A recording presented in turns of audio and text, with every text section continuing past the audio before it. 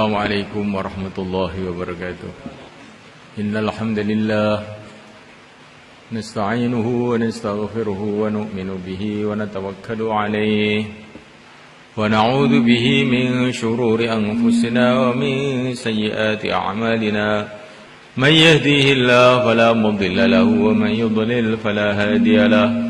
Asyhadu an la ilaha illallah wahdahu la syarika lahu wa asyhadu anna sayyidana wa maulana habibana Muhammadan abduhu wa rasuluh. Allahumma salli wa sallim wa barik alaihi wa ala alihi wa ashabihi wattabi'ina lahum ila yaumil qiyamah. Hadirin muliakan, sesungguhnya tidak ada perkara yang lebih penting, yang lebih berharga, yang lebih mahal melebihi agama Allah. Bila seseorang itu ada agama dalam kehidupannya, agama Allah ada dalam kehidupannya, maka dia akan menjadi kekasih-kekasih Allah. Kalau dia menjadi kekasih Allah, maka dia akan beruntung di dunia dan beruntung di akhirat.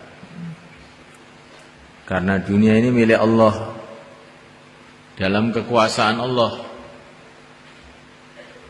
Siapa yang menjadi kekasih Allah, maka dia akan beruntung di dunia ini.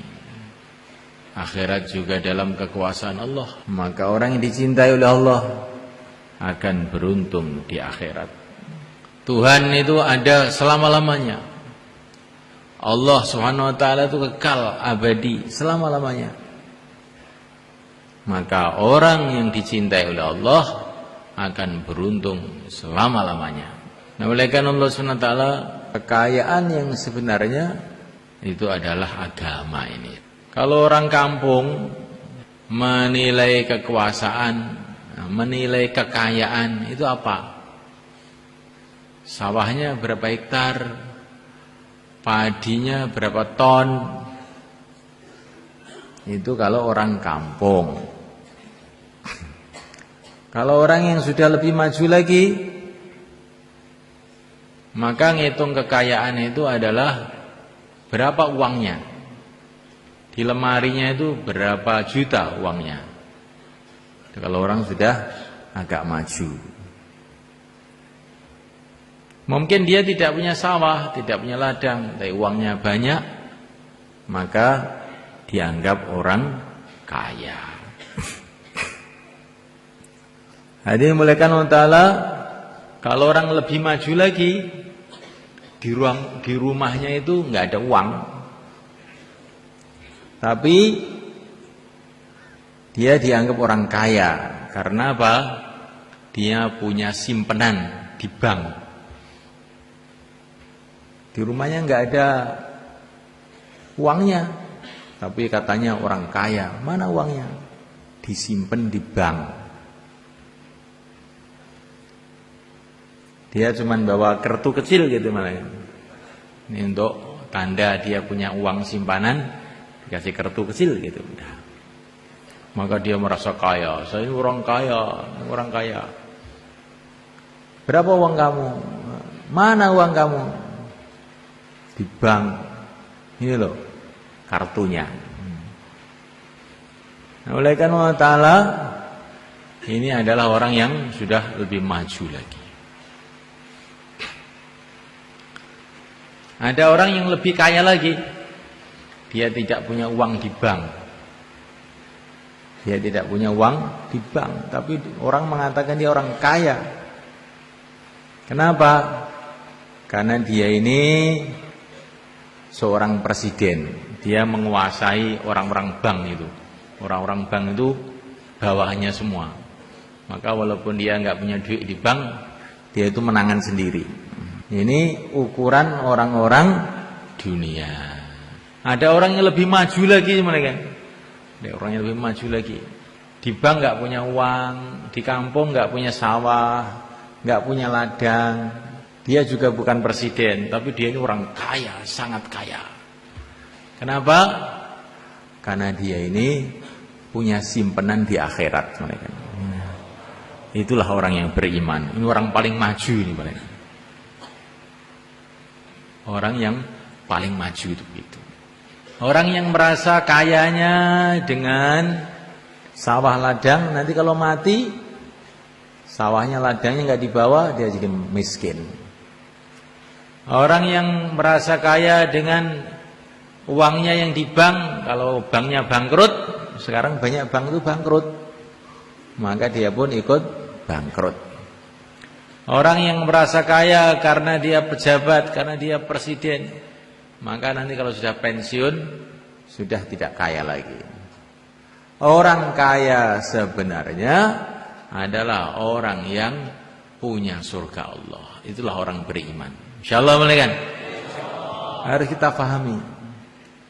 Jangan sampai kita ini orang beriman merasa miskin. Sudah dibikinkan surga, istana-istana dari emas, dari intan, bidadari-bidadari sudah disiapkan. Kemudian Allah mengirim nabinya, baginda Muhammad SAW, untuk mengasih kuncinya surga dikasih sama kita, yaitu la ilaha illallah. Lah kok merasa miskin? Ini namanya orang bodoh. Ini orang bodoh. Orang sudah ada la ilaha illallah dalam hatinya, kok merasa miskin, itu berarti orang yang kurang syukur. Orang kaya, sangat kaya. Pintu surga sudah di tangannya. Bismillahirrahmanirrahim. Ini saya ceritakan seperti ini maksudnya apa? Biar kita ini syukur gitu loh semalekan. Qul bi fadlillahi wa bi rahmatihi fabidzalika falyafrahu huwa khairum mimma yajma'un. Katakanlah, dengan rahmat Allah dan anugerah Allah semestinya mereka itu gembira ria. Anugerah Allah, rahmat Allah maksudnya apa? Agama ini. Huwa khairum mimma yajma'un. Ini agama ini lebih baik daripada yang dikumpulkan orang-orang kafir. Harta benda, teknologi, tetek bengek yang mereka kumpulkan semuanya itu enggak ada apa-apanya dibandingkan rahmat Allah yang berupa agama, berupa la ilaha illallah Muhammadur Rasulullah. Ini jangan sampai lupa kalimat ini. Harus diulang-ulang berkali-kali, beribu-ribu kali, beratus-ratus kali. Jangan sampai lupa. Ini ibaratnya itu nomor kunci gudang surga ini. Nah, nanti kalau nomornya itu lupa, mencet nggak bisa buka, ini bagaimana? Ini nomornya gudang surga itu ya ini. La ilaha illallah Muhammadur Rasulullah. Tapi ini harus dari hati. Keyakinan yang mantap betul. Keyakinan yang tertanam betul. Bahwa yang berkuasa hanya Allah. Manusia tidak berkuasa. Yang menciptakan manusialah yang berkuasa. Benda-benda tidak bisa mendatangkan apa-apa. Yang bisa mendatangkan apa-apa itu yang menciptakan benda-benda, Allah Subhanahu wa ta'ala. Panas bukan dari api, panas dari yang menciptakan api, dari Allah Subhanahu wa ta'ala. Terang bukan dari matahari, tapi dari yang menciptakan matahari, dari Allah Subhanahu wa ta'ala. Dia tertanam betul. yang kelihatannya dari makhluk sebetulnya bukan dari makhluk, tapi dari yang menciptakan makhluk. La ilaha illallah. Ini harus tertanam betul ini. Ini kalau melengsle sedikit gitu bahaya besar Pak. Kita harus punya keyakinan yang utuh, yang penuh 100%. Allahu wahdahu la syarikalah. Yang berkuasa hanya Allah sendiri. La syarikalah. Tidak ada sekutu bagi Allah. Tidak ada sekutu bagi Allah maksudnya bagaimana? Selain Allah tidak ikut apa-apa, tidak bisa apa-apa tanpa Allah. La haula wala quwata illa billah. Tidak ada usaha, tidak ada kekuatan tanpa Allah. Harus mantap betul. Harus dipahami dengan otak dulu. Makhluk itu diciptakan kok. Dia bukan hidup, dihidupkan. Allah yang menciptakan manusia dan Allah pula yang menciptakan gerakan-gerakan manusia ini. Wallahu khalaqakum wa ma ta'malun. Allah yang menciptakan kamu dan yang menciptakan kerja-kerja kamu itu juga. Tanpa pertolongan Allah, manusia itu tidak bisa kerja apapun. Buka matanya pun tanpa pertolongan Allah enggak bisa. Mengingat-ingat apapun tanpa pertolongan Allah enggak bisa. Kita ini kadang-kadang merasa punya otak. Saya ini otak saya pinter loh. Tahu-tahu lupa. Ini sebetulnya itu namanya siapa dah ini? Pikir-pikir gak ketemu-ketemu. Setelah pergi kita mau tidur, si Min itu tadi. Nah, kamu katanya punya otak, kok tidak bisa ngingat-ngingat? Allah yang menciptakan otak kamu, Allah pula yang menggerakkan, yang mengfungsikan otak kamu. Tanpa Allah, kamu tidak bisa berpikir apapun. La ilaha illallah. Kita kadang-kadang mau melek, tahu-tahu malah tidur. Kita kadang-kadang mau tidur, tapi melotot saja nggak bisa tidur. Menunjukkan bahwa mata kita bukan dalam kekuasaan kita, dalam kekuasaan Allah Subhanahu wa ta'ala. Ada orang sedih, ya. Anaknya mati atau apa, sedih. Dia ingin melupakan kesedihannya itu nggak bisa lupa-lupa. Ingat aja. Kamu ingat dengan pertolongan Allah, kamu lupa pun juga dengan pertolongan Allah. Tanpa Allah kamu nggak bisa ingat, nggak bisa lupa. Ini keyakinan ini. Sama saja ini. Rakyat, raja, orang pinter, orang bodoh, sama saja. Tidak punya kekuatan apapun tanpa Allah. Walaupun raja yang paling besar, orang yang paling kaya, ahli teknologi yang paling hebat, semua sama saja. Sama juga dengan semut, sama juga dengan jingklong, sama juga dengan makhluk-makhluk yang lain. Kalau tidak dihidupkan oleh Allah, nggak akan hidup. Lampu 1 watt, 5 watt, 1000 watt sama saja. Kalau nggak dikasih setrum, peteng nggak akan keluar cahayanya. Begitu juga manusia ini. Manusia kecil, besar, tua, muda, presiden, kere, sama saja. Tanpa Allah habis, tidak akan ada bisa apa-apa. La ilaha illallah. Ini harus mantep ini.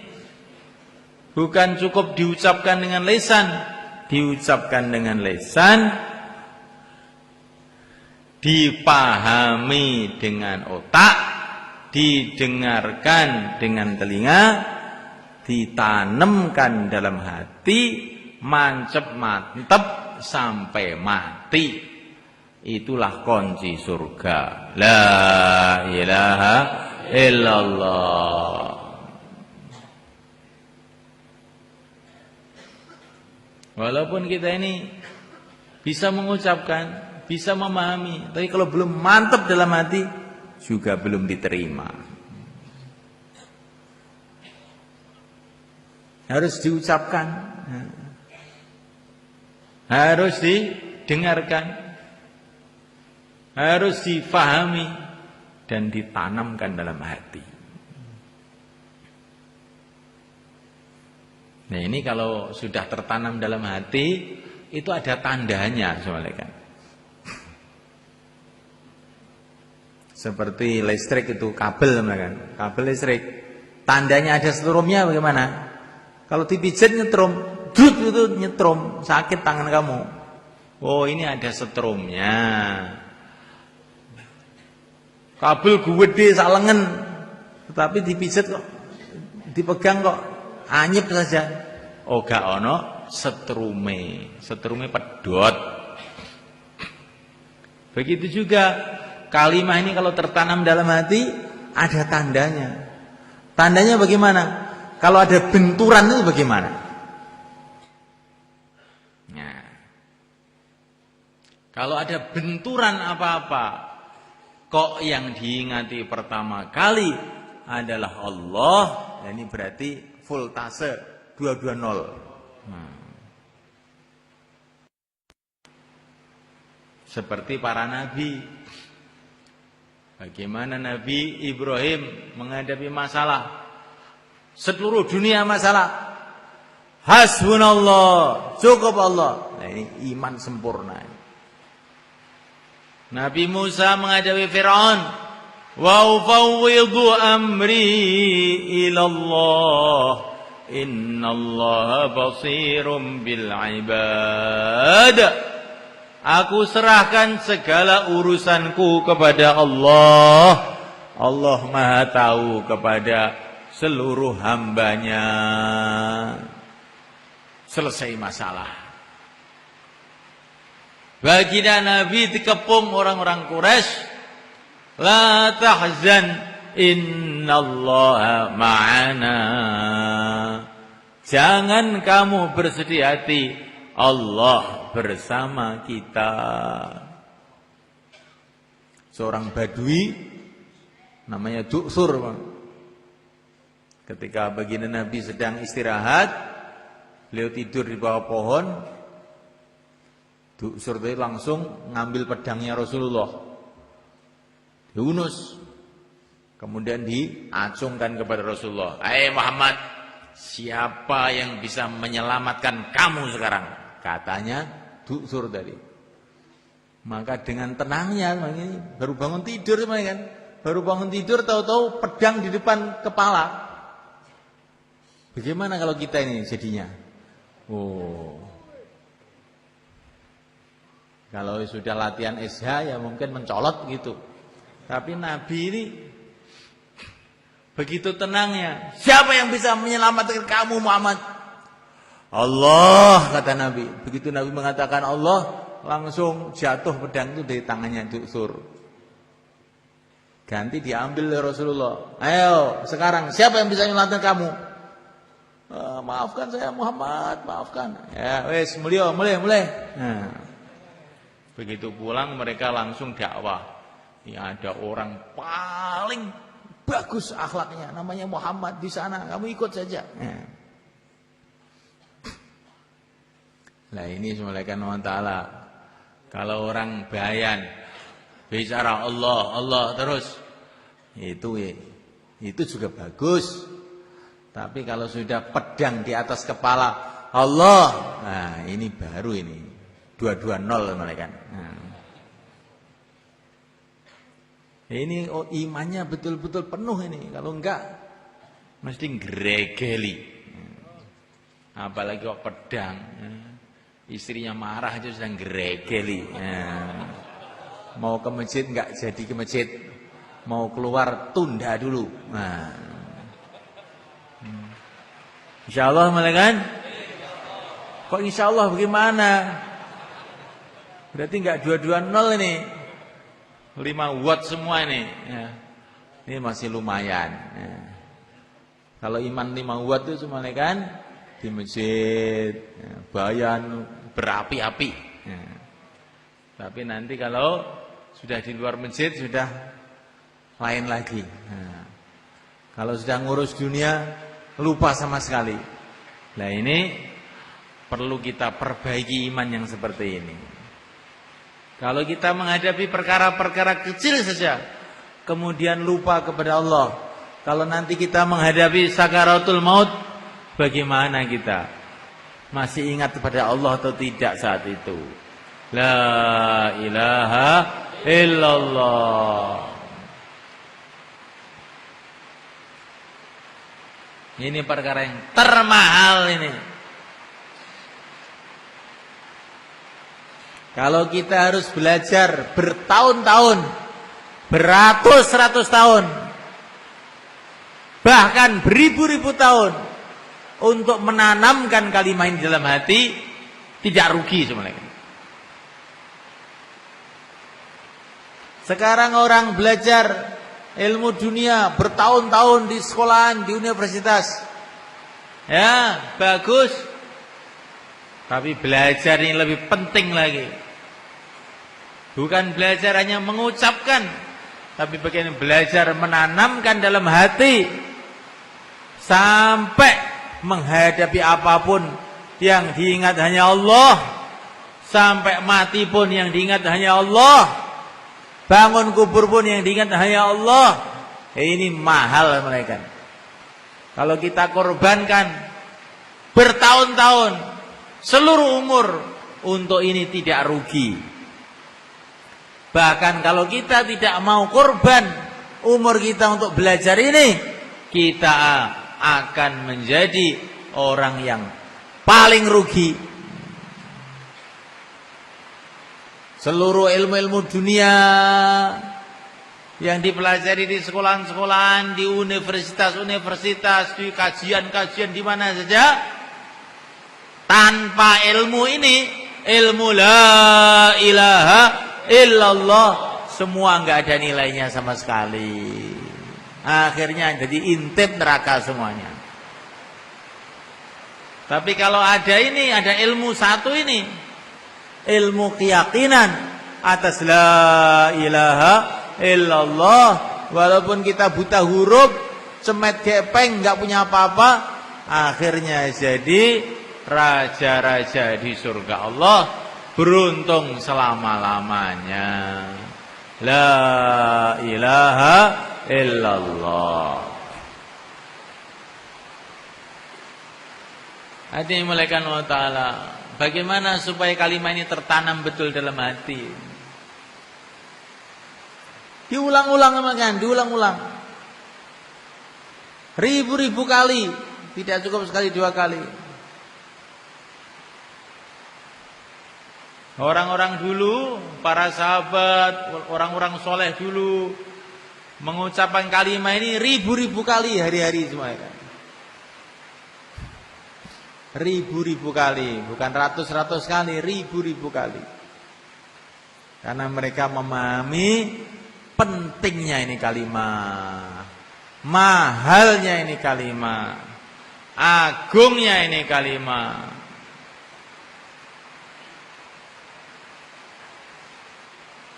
Orang-orang kafir yang di neraka, mereka berteriak-teriak ribuan tahun, ya Allah, Kembalikan kami ke dunia. Kalau kami punya harta seluruh dunia pun akan saya korbankan untuk mencari ridhamu.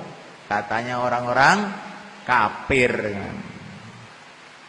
Maka para malaikat mengatakan, dulu Allah tidak menyuruh kamu yang berat-berat begitu kok, Per.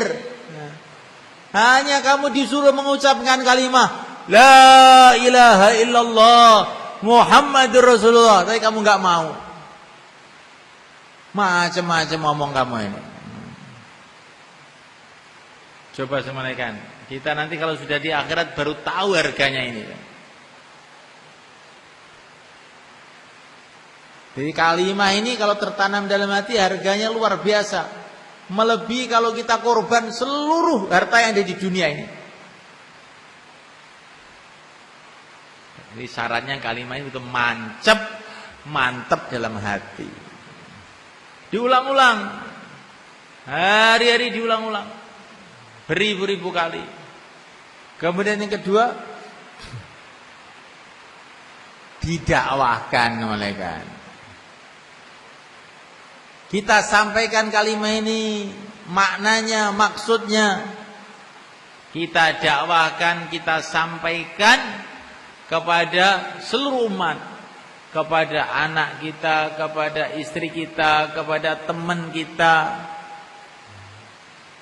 teman di kantor kita, teman di sawah kita, teman di pasar kita, teman di pesantren kita. Jangan kamu santri-santri, saya ini orang hafid Quran.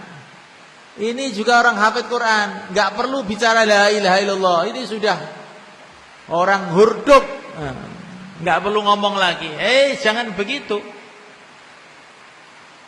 Nabiullah Adam seorang nabi, seorang rasul. Diciptakan oleh Allah di surga. Istrinya Hawa diciptakan di surga juga. Tapi Nabi Adam sudah diperintahkan untuk buat dakwah kepada istrinya. Padahal istrinya ini bukan hanya jebolan pesantren, jebolan surga. Itu loh, Nabi Adam sudah dakwah kepada istrinya. Jadi menyampaikan kalimat ini harus kita jadikan satu kerja yang permanen. Sama-sama santri, sama-sama ustadz, sama-sama petani.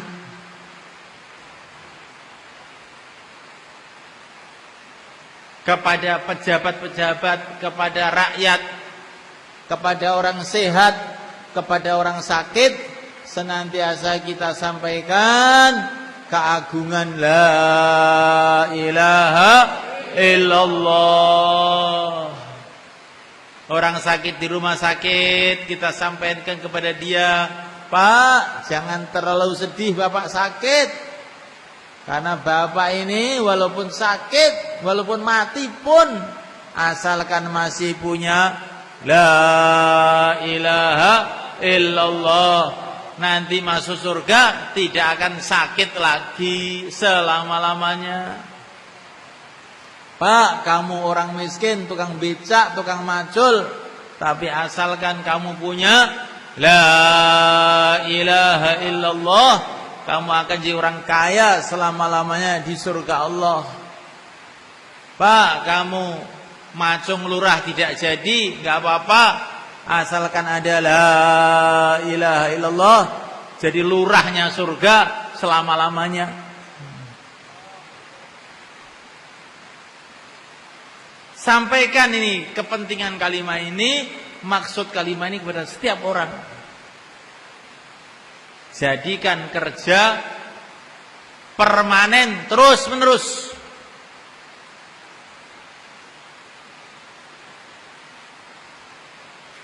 Pertama kali kita ulang-ulang, kedua kali kita dakwakan, ketiga kali kita doa kepada Allah.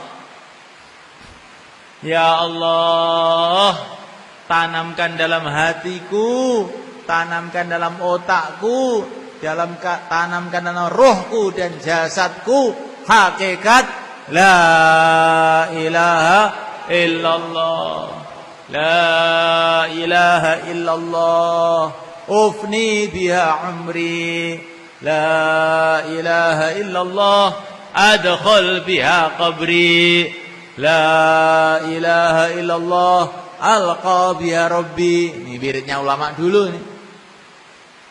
Dengan la ilaha illallah aku akan habiskan umurku. Dengan la ilaha illallah aku akan masuki kuburku. Dengan la ilaha illallah aku akan jumpai Tuhanku.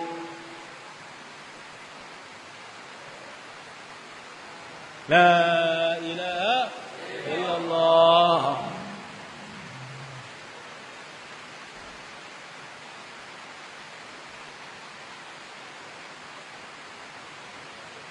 Nah, malaikat Allah Ta'ala diulang-ulang, disampaikan, didoain. Yang ketiga, malaikat, sunnah-sunnah Nabi semua ini akan menjadi penerang hati. Apa amalan-amalan sunnah Nabi kita amalkan. Maka ini akan menjadi menerangkan hati kita. Dan kalau hati kita terang, kita akan tahu mantep, mancep mengenai la ilaha illallah. Ringkesnya sunnah Nabi itu apa ya? Semua amalan agama ya sunnah Nabi. Sholat, zakat, puasa, haji, zikir. Semua amalan agama ya sunnah Nabi. Sunnah Nabi itu amalan Nabi. Itu semua akan menguatkan keyakinan kita kepada la ilaha illallah. Yang terakhir mereka ini, yang terakhir udah. Ini banyak sebetulnya, tapi yang terakhir kita keluar di jalan Allah.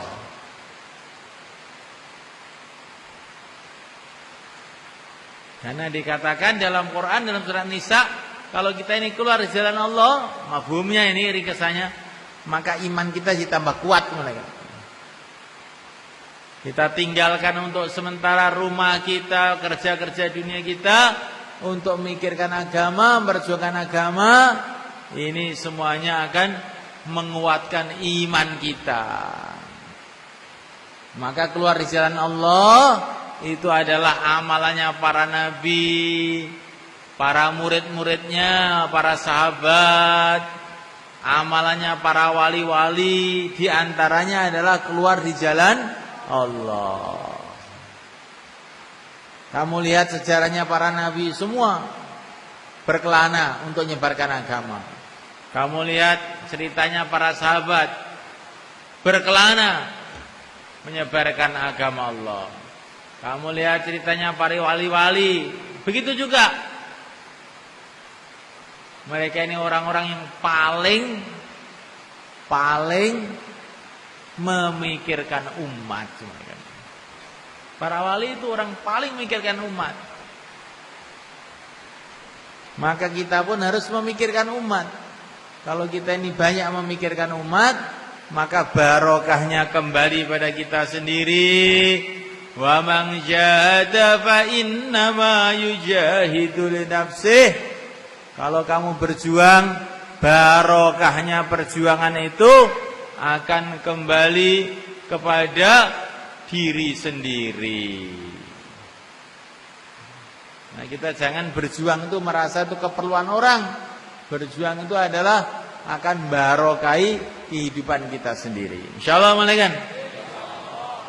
Maka yang hari ini mau keluar untuk perkara ini, untuk menanamkan imannya kepada Allah dan kepada Rasulnya, silahkan berdiri 4 bulan, 40 hari, tambah masa, silakan berdiri ke selatan. Qaballah. Monggo, sing badhe medal sekan wulan, napa sekan dosa dinten, ajeng ngenteni napa malih, nggih. Kanjeng Nabi menunggu kita, para sahabat menunggu kita. Wong niku nek pun ditunggu terus pundi, Pak? Mbon mboten jenak malih. Lungguh mboten jenak. Mangan mboten jenak. Tilem mboten jenak karena wis ditunggu wong akeh. Lan jenengan niku sinunggu wis akeh. Para nabi nunggu jenengan, para sahabat nunggu jenengan, mbah-mbah sampean nggih nunggu jenengan. Kok sampean tela-telo niku dos pundi? Nah.